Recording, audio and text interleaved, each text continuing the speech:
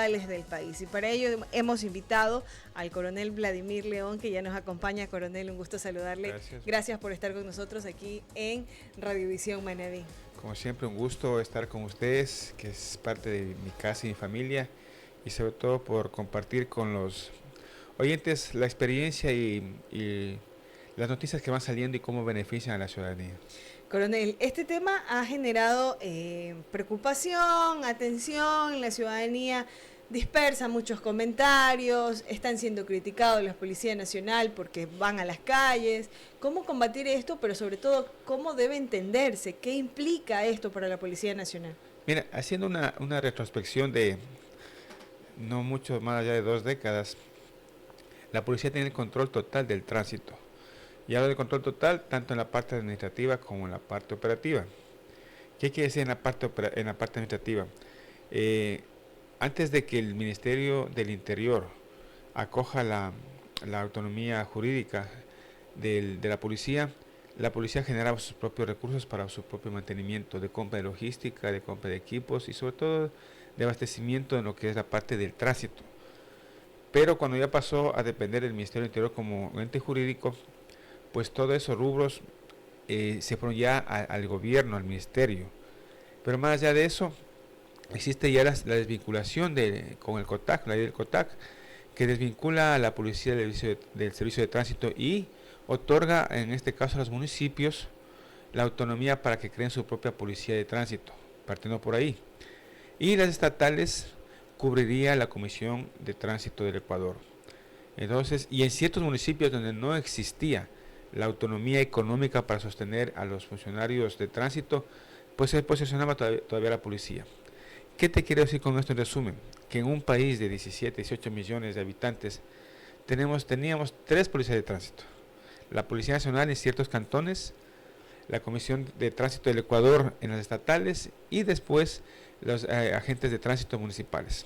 3 entidades de tránsito que manejaban en sus jurisdicciones.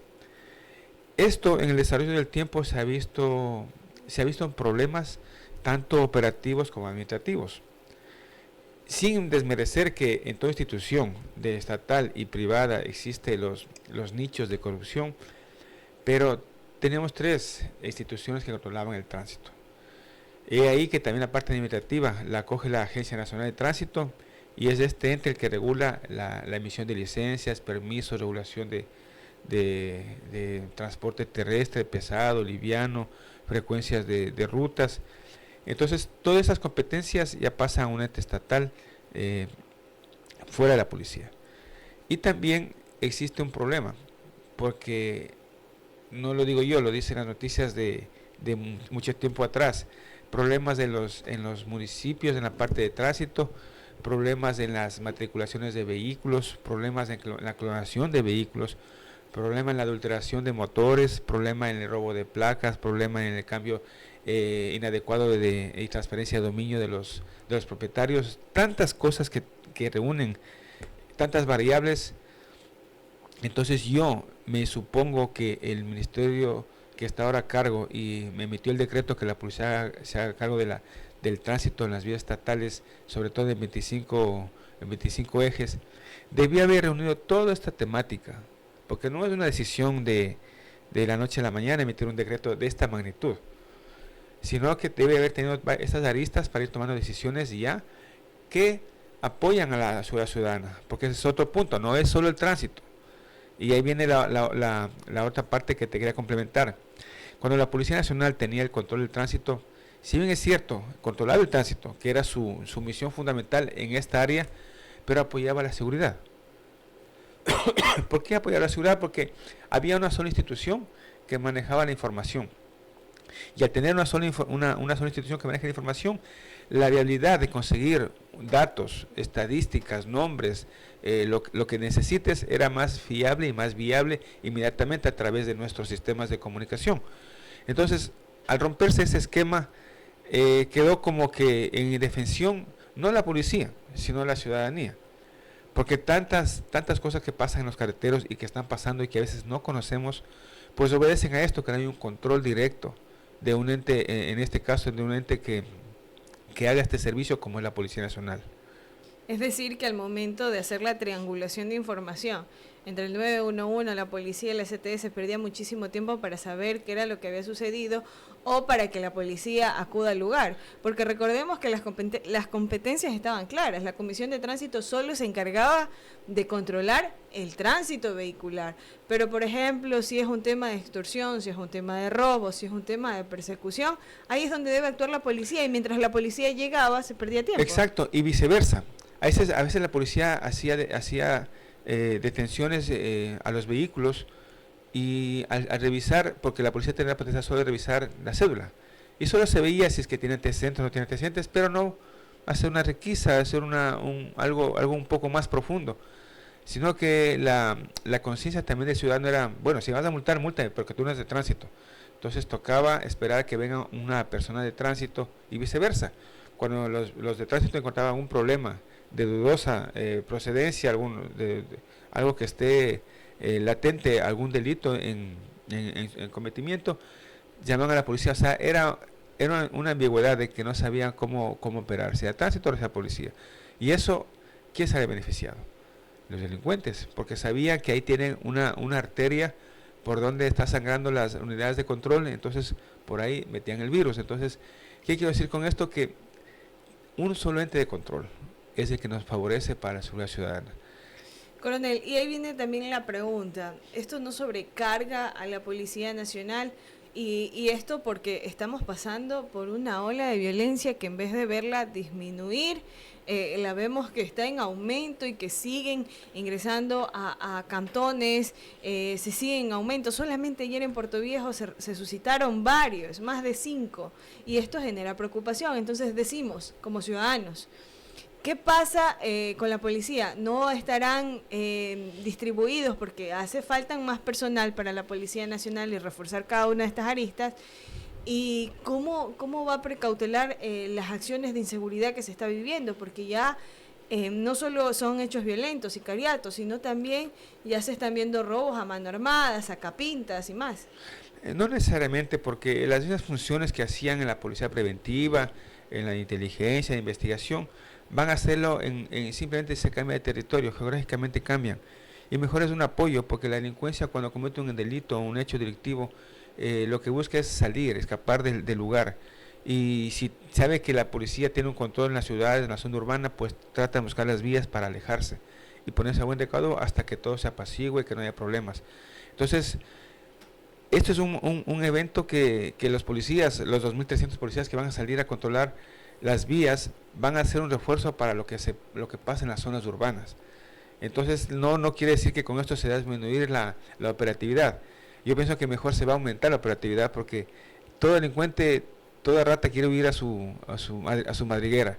Y de hecho, en las ciudades, lo que sí le falta a la institución, no son a veces tantos hombres, como decíamos alguna vez, tantos hombres parados en las esquinas, no, les hace falta inteligencia. Entonces ese es un granito que le falta complementar. De hecho la tiene. De hecho las personas en la policía y en las Fuerzas Armadas tienen sus unidades de inteligencia. Pero la inteligencia ahora se maneja con tecnología. El apoyo y el manejo del talento humano es el que le da la vialidad de que uno quiere conseguir. Pero tomando el tránsito, mira, cuando la policía ya empezó a hacer los trabajos de control de rutas, ¿por dónde crees tú que pasa la droga? ¿Por dónde tú crees que pasan las armas, las municiones, los explosivos, los materiales para precursores químicos para elaboración de droga, los delincuentes, los secuestros? Se pasa por las vías, de ley tiene que pasar por las vías. Entonces, lo que sí tiene que reforzar la policía en tener un sistema, que sí lo tiene, un sistema troncalizado de comunicación para tener un apoyo inmediato, porque esta gente tampoco anda sola. Siempre tienen equipos de avanzada, equipos que se conoce como los barredores, los que pasan atrás, los equipos de soborno, los equipos de ataque. O sea, te hablo de organizaciones que son completas. Entonces hay un riesgo latente para los miembros de la policía que están en carreteras, que deben tener un apoyo de las ciudades las más próximas, de los cantones más próximos, de las parroquias más próximas para cualquier evento. Porque no es solo el tránsito, no es solo parar y ver la documentación. estoy más que seguro que debe ser un equipo complementado con equipos de criminalística, equipos de inteligencia, para tener mucho más información.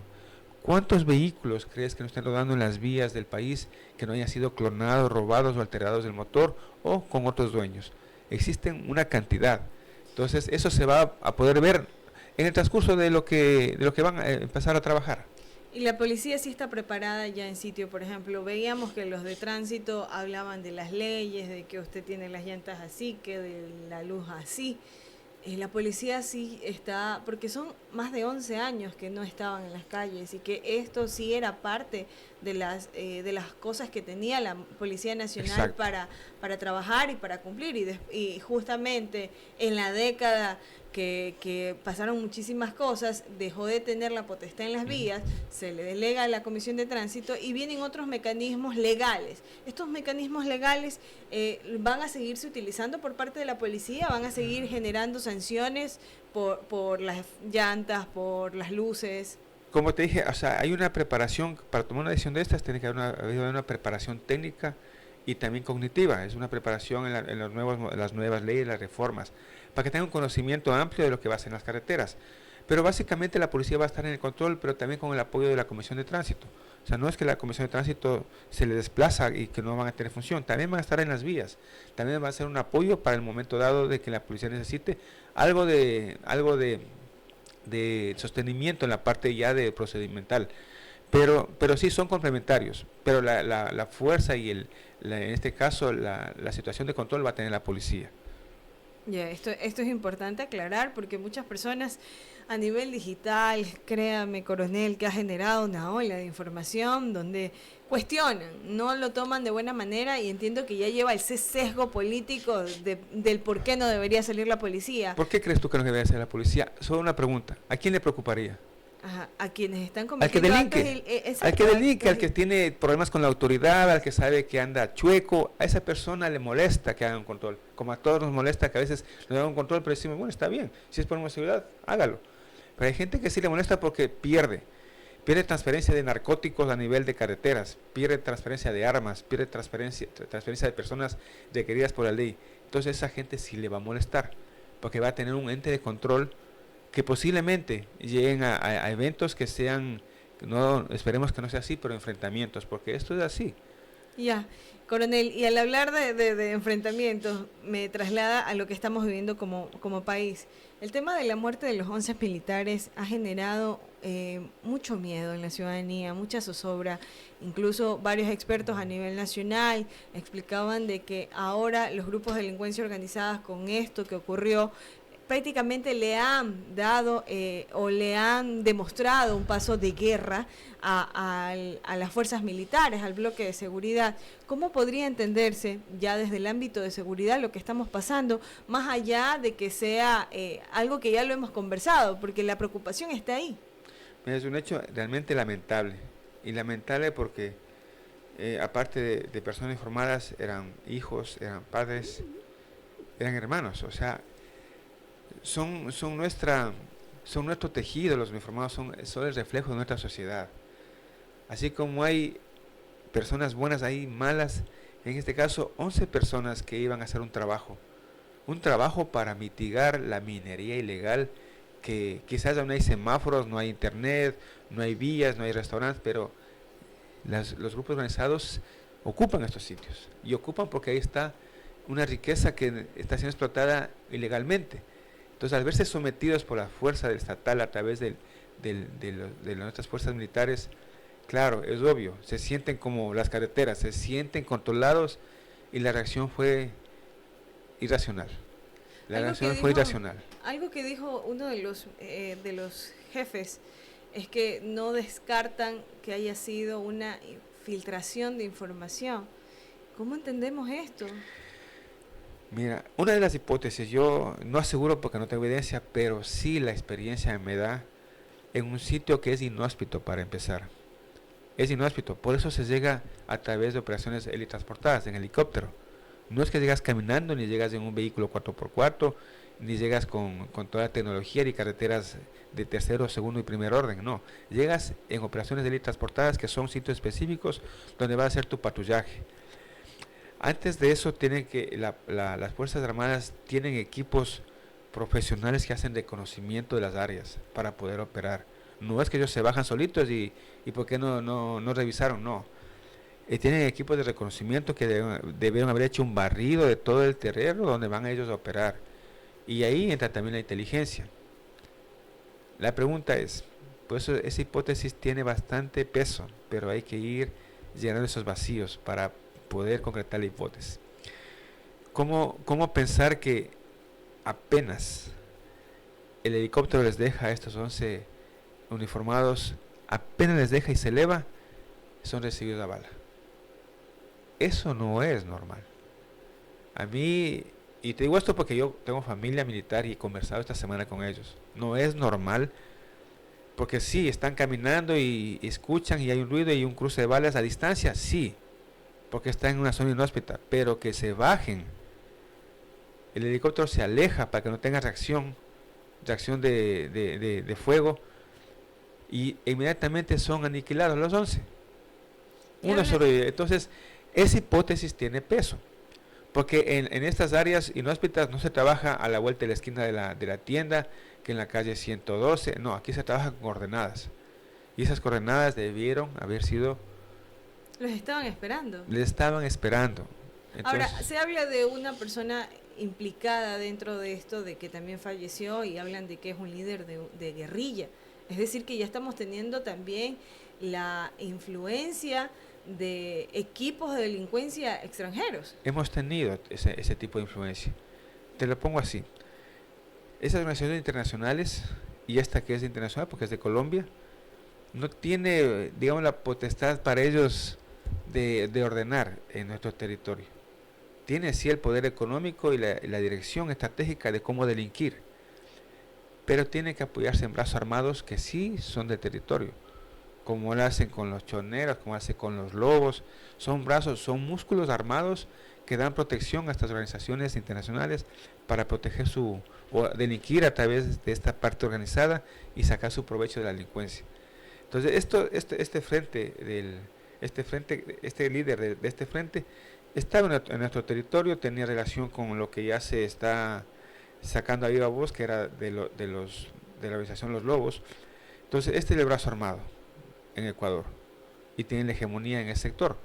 Y tiene hegemonía porque, a pesar de que es una inhóspita e impenetrable, produce bastante economía ilegal. Entonces, es lo complicado. Y allá no puede entrar como en cualquier zona urbana o zona rural, sino que allá tienen que entrar grupos mucho más grandes y complementados con inteligencia, con comandos como fueron, con un equipo de reconocimiento y con la logística que deben tener. A nivel de nosotros los ciudadanos, ¿cómo podemos entender todo esto que estamos pasando? Más la crisis de miedo, porque se siguen sumando las olas de violencia. Ayer un delito o un hecho que todavía está por esclarecerse y que no tiene forma, que no se sabe si fue por temas de extorsión, no se sabe si fue por alguna especie de represalia, pero asesinaron a una extranjera que buscaba y que golpea fuertemente al turismo, porque a nivel internacional estamos acaparando los titulares, pero con información negativa. Estos puntos de divergencia de la criminalidad, anteriormente el robo, el asalto, el robo de vehículo, la extorsión por el vehículo, pero estas bandas organizadas van creciendo y se van también desvinculando de otras más grandes. Entonces, al no tener el soporte económico ni el soporte del brazo armado de las organizaciones grandes, crean sus pequeñas banditas y tienen que sostenerse. ¿Y cómo se sostienen? Se sostienen aprovechándose y empoderándose de los territorios, desplazando a sus ex compañeros delincuentes y empiezan las riñas por territorio, 1, 2. De no sacar la economía. Si ya estas organizaciones internacionales que ocupan brazos armados ecuatorianos tienen ya dispersado su hegemonía, les queda la extorsión, les queda el secuestro a menor escala, el secuestro express, y comienzan a aventurarse en ese sentido, lo mínimo. Y esa es la forma que hay que cortar, porque esto va creciendo. Y esas pequeñas bandidas que empezaron y se desvincularon de 4 o 5, después van a ser 6, después van a ser 8, y tenemos a otra DGO. Eso debe trabajar el bloque de seguridad, las fuerzas de control del Estado, como son la policía, las Fuerzas Armadas, incluyendo sus tres ramas, la Secretaría de Inteligencia Estatal, la inteligencia estratégica, o sea, todos deben converger, pero apoyados con el nivel de justicia. Eso tiene que ser un trabajo integral porque vamos a estar cada que nos reunamos hablando de más muertes, pero no hay solución. ¿Cuál es el plan? El plan debe ser integral. Y al hablar de plan integral, me acojo a sus palabras del tema de justicia, porque es insólito, señores, de que se capturen a presuntos delincuentes. Como medio de comunicación no podemos dar la certeza de que sean o no sean, pero se capturan a estos presuntos delincuentes y en la fotografía salen sonriendo. O sea, imagínese usted la indignación, todo el despliegue de seguridad que hace la Policía Nacional en conjunto con las Fuerzas Armadas, y ellos cuando son capturados sonríen, imagínense la indignación de quienes trabajan ahí, porque dicen, no, en tal horas voy a salir, en tal horas. Entonces ahí viene esa fragilidad de que estamos en un círculo vicioso sin respuestas y sin soluciones. Y nosotros, los ciudadanos, que vemos las noticias, que trabajamos con la información, tenemos miedo. Estamos en una cultura de miedo actualmente. Esta cultura de miedo no es de ahora. Yo cuando fui jefe antinarcóticos en Guayaquil, cogíamos a personas con 50, 60 kilos de droga para tráfico interno, tráfico internacional, pero salían por consumidores. Se valían de toda la parte clínica y de la parte legal y les sacaban libres por consumidores. O sea, pues esto no es de ahora. Esto ya tiene mucha data, tiene mucho tiempo. Pero hoy por hoy es que a través de los medios de comunicación como el de ustedes, es que se está haciendo eco del trabajo de todas las fuerzas uniformadas. Porque todos están contribuyendo a hacer algo por su país, sobre todo por la seguridad. Pero también al verse con ese tipo de decisiones que no depende ya de la parte uniformada, sino depende netamente de la parte jurisdiccional, es cuando al trabajador no se le paga 5 meses. ¿Cómo trabajas? ¿Cómo quieres que haga las cosas si no tienes un soporte? Así muchas veces se siente la policía y el ejército por los trabajos que hace. Y eso lo digo porque yo converso mucho con ellos. Se sienten mal y las voces llegan, pero no hay eco.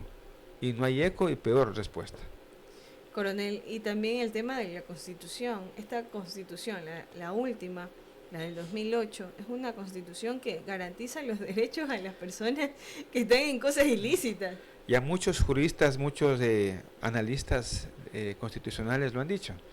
Es una Constitución chavista, o sea, y a quien proteges ya tienes una dirección. Por eso es que las decisiones políticas que se anunció y se van a tomar, creo que son las mejores, apoyando para la seguridad de todos los ecuatorianos y con un paraguas de seguridad para todos, sin rango ni de raza, ni de religión, ni etnia y sobre todo de estatus social. Debe ser un paraguas que nos proteja a todos los ecuatorianos. Coronel, yo no le voy a preguntar qué deberían hacer las autoridades por obvias razones. Actualmente el tema de la seguridad, hasta en este preciso momento pueden que nos estén escuchando y es preocupante la situación porque todos estamos expuestos, todos estamos expuestos y estamos en una situación de incertidumbre, de temor, de no sabemos lo que va a pasar. Entonces, decir qué es lo que deben de hacer las autoridades, el mensaje va a llegar a los dos destinos y eso es frágil y es complejo. Pero sí es de sorprender ya la manera en la cual están trabajando o realizan sus trabajos, porque no voy a mencionar los cantones, pero ya comienzan a generar pasquines. ¿Quiénes van a ser los siguientes? Listas de involucrados y usan también redes sociales, o sea, es como que también ya tienen hasta su equipo de comunicación todo que trabajan y que dicen, bueno, te estamos advirtiendo y esto va a pasar. Exacto, no lo podemos decir públicamente y en forma personalizada, pero en sí líneas generales. Tiene que haber una estrategia integral, tanto en la prevención, que es lo que mucha falta nos ha hecho durante años, el prevenir, en la reacción y en el post-evento. Esa parte estratégica tiene que ser manejada a nivel estatal y tiene que recaer en las entidades de control y de justicia. Por ahí la parte estratégica. La parte operativa, como lo están haciendo el bloque de seguridad, pero también tienen que unirse más estamentos de control social, hablamos de ministerios de educación, ministerios de salud. Esos frentes tienen que unirse a la lucha, no a la lucha contra la delincuencia, pero así a la lucha que le toca hacer en cuanto liberes un espacio público con el municipio. ¿Qué hacer ahí? ¿Cómo posicionarte como Ministerio de Salud? ¿Cómo apoyar con la educación? ¿Cómo apoyar abreviados con el trabajo? Pero no solo es una lucha de los uniformados, es una lucha frontal de todo el frente social estatal. Entonces es la parte netamente operativa, y en la parte de apoyo, que es la última, sería la ciudadanía. Nosotros somos, oye, ¿para qué tanto cámaras de EQ911 si nosotros 18 millones de ojos de humanos que pueden y observan y pueden decir lo que está pasando en cualquier momento? Es el apoyo que necesitamos, o necesitan las fuerzas de este momento. Pero el temor a las represalias también, aunque existe un número que uno puede hacer las llamadas, puede hacer las denuncias, que es el 131, para quienes lo quieran utilizar, por favor háganlo, porque tienen la garantía de que es 100% confidencial. Igual existe el temor y esa cultura de no apoyo, porque dicen, se van a enterar. Quizás solo yo lo vi. Pero ¿quién se va a enterar si tú no divulgas? Por eso es que la conciencia ciudadana es la más importante, porque si veo algo, yo informo. Pero si yo informo, no voy a la tienda a decir, yo llamé, no voy a mi casa, yo les dije, no va a ser yo estoy avisando. No, esa es la cultura de lo que necesitamos los ecuatorianos, de que si yo veo, observo, o sé algo, reservadamente, solo yo o solo usted lo hace, y nada más. Pero si empezamos a divulgar, como somos típicos por hacernos figuretis, entonces seguro va a tener problemas, y me faltaba la última parte, de sostenimiento. Tenemos la parte estratégica, la parte operacional, la parte de apoyo a la ciudadanía y el sostenimiento. No es que ya hicimos el trabajo y vamos todos felices, tranquilos. Eso hay que sostener, igual con todo el frente. Ahí entra nuevamente la parte operacional, pero ya con la parte administrativa y de apoyo. Sostener esos barrios, sostener ese espacio, pero sostener no a un año, hacer planificaciones realmente a corto plazo, que son 5, a mediano plazo 10, a largo plazo 20 años, pero que se mantenga. O sea, ese trabajo en líneas generales sí se lo puede hacer, y creo que lo van a hacer. Creo que nosotros los ecuatorianos debemos también quitarnos un poquito el sesgo político.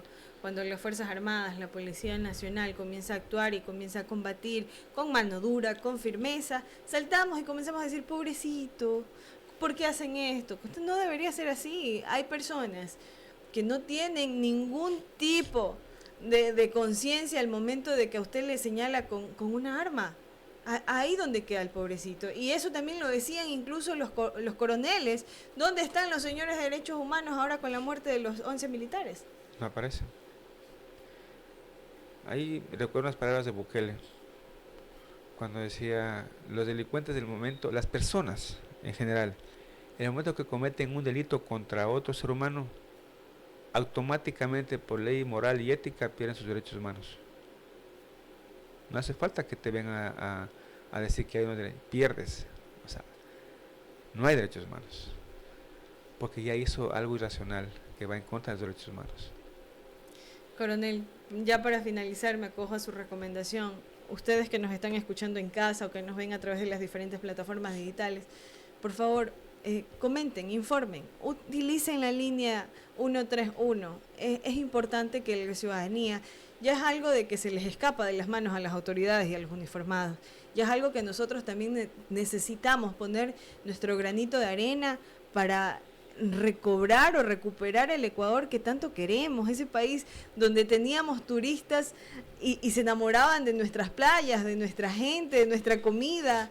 Ahora es totalmente diferente, la gente tiene miedo. A nivel internacional seguimos acaparando los espacios de noticias, pero con hechos trágicos, como por ejemplo el asesinato de esta señora extranjera que tenía aquí un parque ecológico, si no me equivoco, y que brindaba viviendas a ciudadanos de Canadá. Imagínense cómo eso golpea el turismo, es terrible. No podemos seguir en este mismo círculo de violencia, en esta misma situación, si nosotros no nos empoderamos y seguimos diciendo, no, aquí ya no. O sea, ya es un trabajo en conjunto, todos deberíamos sumar. Ese es un llamado a la ciudadanía, porque ahí están todos los héroes sin capa y héroes anónimos, los únicos que podemos sacar adelante a nuestra ciudad, a nuestra provincia, a nuestro país. dando la información que las fuerzas necesitan para combatir, y que no tengan ciegas y tampoco perder a esa gente que se puso el uniforme para defender a ustedes. Hay también que apoyarles. Muchísimas gracias, coronel. Señores, y con esto